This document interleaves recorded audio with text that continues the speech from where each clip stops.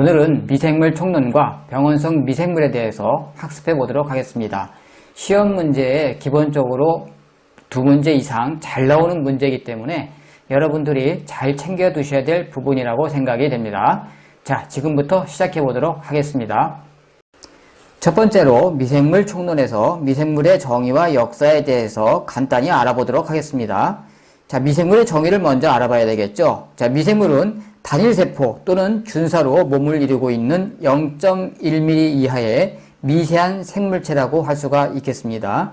생물로서는 최소 생활 단위를 영위한다고 볼 수가 있겠죠.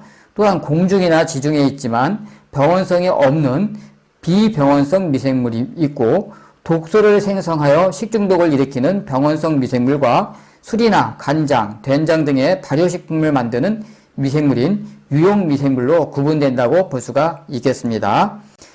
미생물의 역사를 간단히 보면 미생물의 발견은 네덜란드의 안톤 벤 레빈후크가 단일렌즈 현미경으로 살아있는 미생물을 최초로 발견하였습니다. 로버트 훅은 광학현미경으로 선코르크를 관찰하였고 셀이라는 용어를 만들어내기도 했습니다. 더불어서 미생물에 관련된 학설이 있는데 자연 발생설과 생물 속생설로 나눌 수가 있습니다. 우리 자연 발생설을 우리가 자연적으로 무기물로부터 발생한 것이라고 주장하는 것이죠. 고대 로마 시대부터 중세 이후 르네상스 시대까지 이어졌다고 볼 수가 있고요. 생물 속생설은 생물은 생물로부터 나온다라고 하는 프란체스코 레디가 제시한 가설로 18세기 중엽 영국의 리덤은 실험을 거쳐 파스테르의 실험으로 확립되었다라고 볼 수가 있겠습니다. 세 번째로 미생물을 분류해보면 첫 번째 비병원성 미생물, 두 번째 병원성 미생물, 세 번째 유용 미생물로 나눌 수가 있습니다. 비병원성 미생물이란 인체 내에서 병적인 반응을 일으키지 않는 미생물을 말하죠. 곰팡이균, 효모균, 발효균, 유산균 등이 여기에 해당이 된다고 볼 수가 있겠습니다. 병원성 미생물은 인체 내에서 병적인 반응을 일으키고 증식하는 미생물로 바이러스, 리케차, 세균 등이 여기에 해당이 됩니다.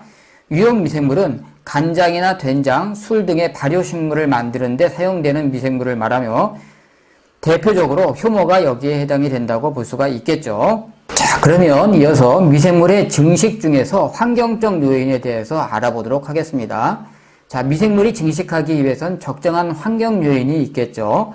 온도가 먼저 있을 것입니다. 온도에는 저온균, 중온균, 고온균을 나눌 수가 있는데 저온에서 부패를 일으키는 세균으로 발육 가능한 온도는 0에서 25도가 해당이 되고, 저온균은 중온균은 대부분의 병원성 세균이 여기에 해당이 되고 발육 가능 온도는 15도에서 25도라고 보시면 되겠습니다.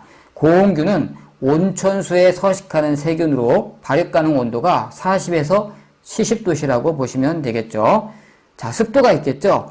습도가 40% 이상에서 보통 미생물이 증식이 발생이 된다라고 보시면 되겠습니다. 수소이온 농도를 보면 일반 세균은 pH 7.0에서 8.0인 약 알칼리성에서, 곰팡이와 효모균은 pH 4.0에서 6.0의 약산성에서, 콜레라균은 pH 8.0에서 8.6의 알칼리성에서, 결핵균, 젖산균, 진균은 pH 4.0에서 5.0의 산성에서 많이 증식한다라고 보면 되겠습니다. 산소는 호기성균과 현기성균으로 나눌 수가 있습니다. 호기성균이란 곰팡이, 결핵, 디프테리아, 백일해, 녹농균과 같이 산소를 필요로 하는 세균을 우리가 호기성균이라고 얘기하고, 현기성균은 대장균, 포도당구균, 보톨리누스균, 파상풍균과 같이 산소가 필요 없는 세균을 갖다가 현기성균이라고 합니다. 시험에 잘 나오는 게 바로 이 산소와 관련된 부분이라는 것 꼭 챙겨두시기 바라겠습니다. 액티브 러닝을 통해 시험에 잘 나오는 핵심적인 내용을 체크하고 가도록 하죠. 세균이 가장 높은 증식을 보이는 최적 pH 수소 이온 농도는 pH 6.0에서 8.0이다 라는 거 챙겨두셔야 되고요. 미생물 증식의 3대 조건이 있는데 거기에는 영양소, 수분, 온도에 따라서 미생물 증식이 발생이 된다라는 것 꼭 챙겨두셔야 됩니다. 그래서 미생물 증식의 3대 조건은 영양소, 수분, 온도라는 거 다시 한번 정리해 두시고 갔으면 좋겠습니다. 이어서 병원성 미생물에 대해서 알아보도록 하겠습니다. 병원성 미생물을 분류하면 감염을 일으키는 기생물을 말하고 임상적으로 형태의 크기에 따라 분류하면 바이러스, 니케차, 세균, 스페로에타, 진균, 원충이 여기에 해당이 됩니다. 자, 그러면 좀 더 자세히 병원성 미생물의 종류의 특징들을 알아보도록 하겠습니다. 바이러스가 있는데 이 바이러스는 병원체 중 가장 작아서 전자현미경을 사용하지 않으면 볼 수 없는 작은 입자로 생존에 필요한 물질로 핵산과 소수의 단백질만을 가지고 있기 때문에 숙주에 기생하여 살아갑니다. 대표적으로 인플루엔자, 소아마비, 일본뇌염, 감기, 홍역을 발생시키는 것이 이 바이러스라고 보시면 되겠습니다. 니케차는 세균과 바이러스의 중간 크기고 야생동물을 통해 발생되고 알진티푸스, 양충병, 큐열, 지중해열, 쭈쭈가무시병 따위를 일으키는 병원군이라고 보면 되겠습니다. 니케차과에 속하는 세균류를 통틀어 바로 이 니케차라고 얘기하는 것이죠. 또한 사람과 가축, 동물 등에 감염되는 인수공통 미생물 병원체이기도 합니다. 스페로에타는 가늘고 길며 편모가 없고 회전 운동을 합니다. 대표적으로 매독균이 여기에 해당이 된다라고 보시면 되겠습니다. 진균은 종류로는 곰팡이, 효모, 버섯 등에 있으며 유발 질환으로는 무좀, 백선 등의 피부병을 유발하게 됩니다. 원충은 단세포성의 기생충으로 기주생물의 내부에 기생한다고 볼 수가 있겠죠. 자, 그러면 병원성 미생물 중에서 바이러스와 세균의 특성에 대해서 좀 더 자세히 알아보고 가겠습니다. 시험에 잘 나오기 때문에 이 특성을 여러분들이 알고 계셔야 됩니다. 자, 바이러스의 특징은 공기 접촉, 물 등의 경로에 전염되고 생존에 필요한 물질로 핵산과 소수의 단백질만을 가지고 있어 숙주에 의존해서 생활한다는 것입니다. 숙주가 없으면 생존할 수가 없는 것이죠. 또한 크기가 작아서 세균 여과기를 통과하고 독감 인플루엔자를 일으키는 원인이 이 바이러스라고 할 수가 있습니다. 세균은 균 또는 균 자체가 생산하는 독소에 의해서 식중독을 발생시키고 독소형과 감염형으로 나눌 수가 있었죠. 바이러스는 2차 감염이 거의 없는 반면에 세균은 대부분 2차 감염에서 이루어집니다.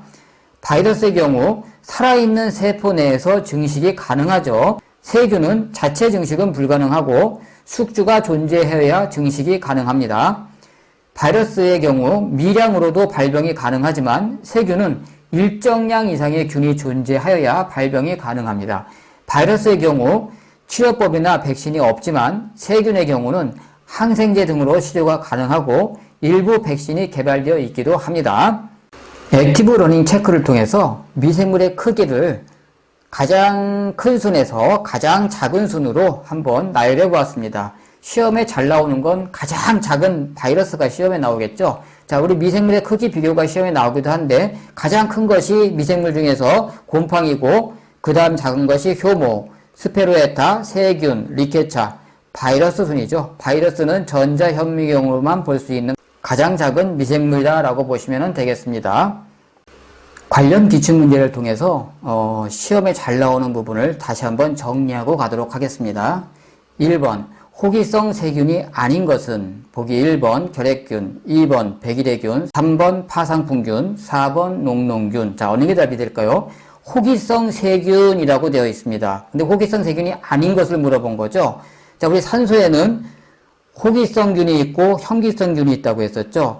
호기성균은 산소를 필요로 하는 세균이라고 했습니다. 그 산소를 필요로 하는 호기성 세균에는 곰팡이, 결핵, 디프테리아, 백일해균, 녹농균이 여기에 해당이 됐고 산소가 필요 없는 현기성 균에는 대장균, 포도상규균, 보톨리누스균, 파상풍균이 여기에 해당이 되죠. 보기 1번에 결핵균, 백일해균, 녹농균 같은 경우는 호기성 세균에 해당이 되고 파상풍균 같은 경우는 현기성 세균에 해당이 된다고 볼 수가 있겠죠. 자, 그래서 호기성 세균이 아닌 것을 물었으니까 당연히 현기성 세균을 찾으면 되겠죠. 현기성 세균에는 산소가 필요 없는 대장균, 포도상규균, 보톨리누스균, 파상풍균이 여기에 해당이 된다. 그래서 1번의 답은 3번 파상풍균이 여기에 해당이 된다고 보면 되겠습니다. 1번의 답은 그래서 3번이 됩니다. 2번 세균 증식에 가장 적합한 최적 수소 이온 농도는 보기 1번 pH 3.5에서 5.5, 2번 pH 6.0에서 8.0, 3번 pH 8.5에서 10.0, 4번 pH 10.5에서 11.5. 세균 증식에 가장 적합한 최적 수온이온 농도를 우리가 얼마라고 했었죠? pH 6.0에서 8.0이라고 했었죠? 그래서 2번의 답은 2번이 되겠습니다. 3번 인체의 질병을 일으키는 병원체 중 대체로 살아있는 세포에서만 증식하고 크기가 작아서 전자현미경으로만 관찰할 수 있는 것은 보기 1번 구균, 2번 간균, 3번 바이러스, 4번 원생동물. 자, 어느 게 답이 될까요? 인체의 질병을 일으키는 병원체 중에서 살아있는 세포에만 증식하면 전자현미경으로만 관찰할 수 있는 것을 물어보고 있습니다. 자, 이건 답이 나와 있죠. 바로 바이러스라는 거 여러분들이 금방 확인할 수 있습니다.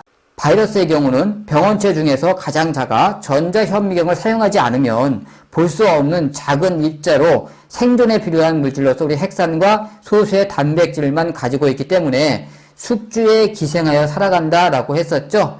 자, 여기 팁을 보면 살아있는 생명체 중 가장 작은 20에서 300나놈 크기의 병원체로 기침, 재치기 등의 접촉에 의해서 쉽게 감염된다 이렇게 되어 있습니다. 자, 그래서 3번의 답은 3번 바이러스가 되겠습니다. 시험에 아주 잘 나오죠. 4번 바이러스에 대한 설명으로 틀린 것은 보기 1번 독감 인플루엔자를 일으키는 원인이 여기에 해당이 된다. 2번 크기가 작아 세균 여과기를 통과한다. 3번 살아있는 세포 내에서 증식이 가능하다. 4번 유전자는 DNA와 RNA 모두로 구성되어 있다. 자, 바이러스에 대한 설명으로 틀린 것을 물어보고 있습니다. 바이러스의 특성을 보면 공기 접촉, 물 등의 경로로 전염되고 생존에 필요한 물질로는 핵산과 소수의 단백질만을 가지고 있어서 숙주에 의존해 생활한다라고 했었죠. 또한 크기가 작아서 세균 여과기를 통과하고 독감 인플루엔자를 일으키는 원인에 해당되는 것이 바이러스다라고 했습니다. 바이러스에 대한 설명을 틀린 걸 본다면 바로 보기 4번에 유전자는 DNA와 RNA 모두 구성되어 있는 게 아니죠. 그래서 여러분들이 꼭 챙겨 두셔야만 되는데 바이러스는 핵산과 소수의 단백질만을 가지고 있어 숙주에 의존해 생활한다는 거 꼭 챙겨 두셔야만 됩니다. 그래서 4번의 답은 4번이 됩니다. 자, 이렇게 오늘은 미생물 촉론과 병원성 미생물에 대해서 학습해 보았습니다. 다음 시간에도 시험에 잘 나오는 소독 방법 및 분야별 위생 소독에 대해서 학습해 보도록 하겠습니다. 끝까지 시청해 주셔서 감사합니다.